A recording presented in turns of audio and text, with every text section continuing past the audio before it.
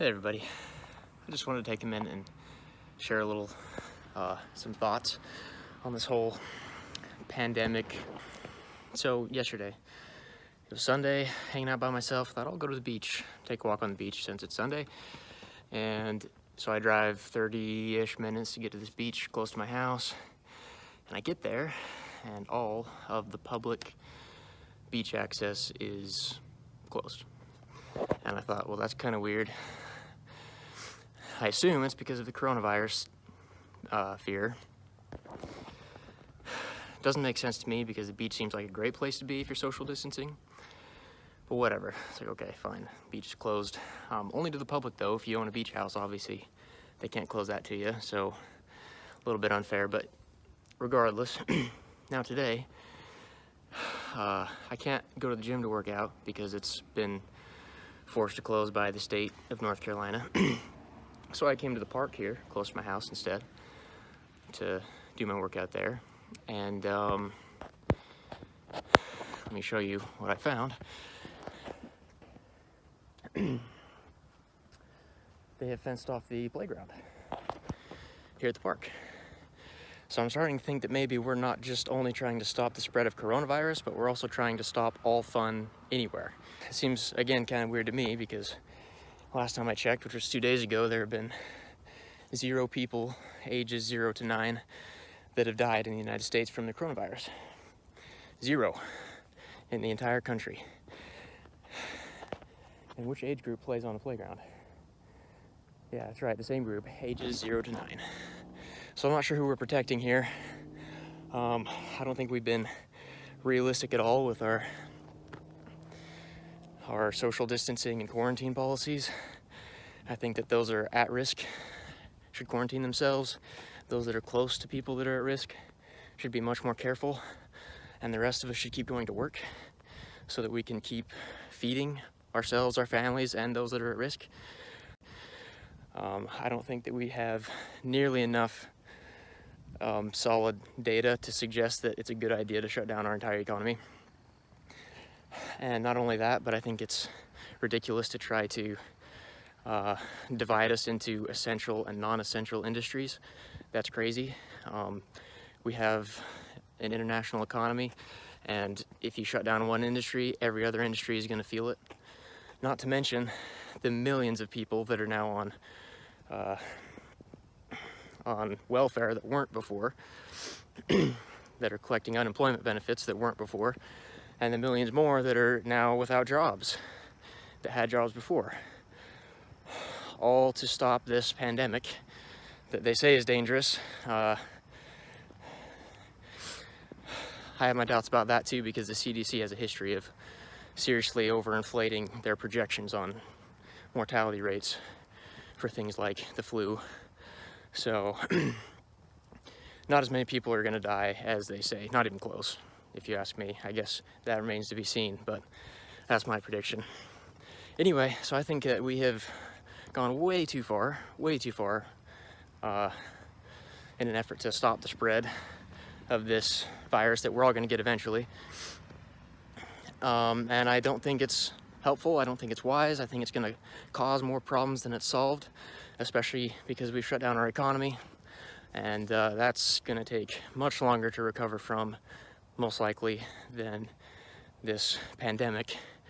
Also, I don't even like the word pandemic because it's just a buzzword used to, fearmonger people and get everybody afraid. I think a lot of us don't even know what the word pandemic actually means. I'll speak for myself. I guess I had no idea what that word meant until I went and looked it up the other day. So, anyway, I think we're afraid of something that most of us don't need to be afraid of. I think we could be much more wise and realistic in our policies. If you disagree, you're welcome to try to change my mind. I don't want to just hear this argument of how your grandma is immunocompromised and you want the government to do something about it so that she's okay, because it's not the government's job to do something about it. It's hers and it's yours. Furthermore, even if that is your argument, I'd like you to show me some, empirical evidence that suggests that what we're doing might actually help said grandma that's immunocompromised, bless her heart. Obviously, I'm not a heartless person. I don't want people to die or get sick. I also don't want people to get evicted or foreclosed on because they don't have jobs anymore because of this coronavirus thing. So I think if we're trying to be sympathetic, we got to think about more people than just the most vulnerable among us. The poor people in this country are going to take a huge hit because of what we've done to our economy. And so if you want to feel bad for somebody, maybe you could feel bad for them as well, because it's going to be painful, probably for months to come. So that's my opinion on that. Feel free to message me with anything you think might change my mind. How's it going? If you're going to send me something, then please try to make it something that will actually change my mind. I like data and evidence. If you're going to send me a CNN article or an MSNBC article, any Fox News, any of those mainstream media outlets, don't waste your time, because I trust them 0%. But if you can find a peer-reviewed scientific article or a research paper that makes sense, and you've read it and thought about it and think it'll change my mind, then feel free to send it to me. And if you do, I will read it. And if I change my mind because of what you said, then I'll let you know. I try not to be closed-minded. Actually, I have one more opinion to share. Congress passed that $2 trillion stimulus bill. They call it the relief bill. $2 trillion. Apparently, it's the largest stimulus bill ever in the history of the United States. Most of that money, well, they say that we're each going to get a $1,200 check in the mail, and so everybody's excited about that. Most of that $2 trillion is not actually going to individual Americans. You can do the math if you'd like, but 1,200 times the population of the United States is far below $2 trillion, and so we should ask ourselves where the rest of that money is going and look into it. I don't think any of this is okay because I'm very conservative and I don't like government intervention in the market. Just generally, almost ever. But I also think it's hypocritical because we've got half the country that's been talking about how terrible socialism is, including myself, right? But every one of you is going to cash that $1,200 check when it comes. And I just think that's massive hypocrisy. And this is coming from a person that can't stand socialism.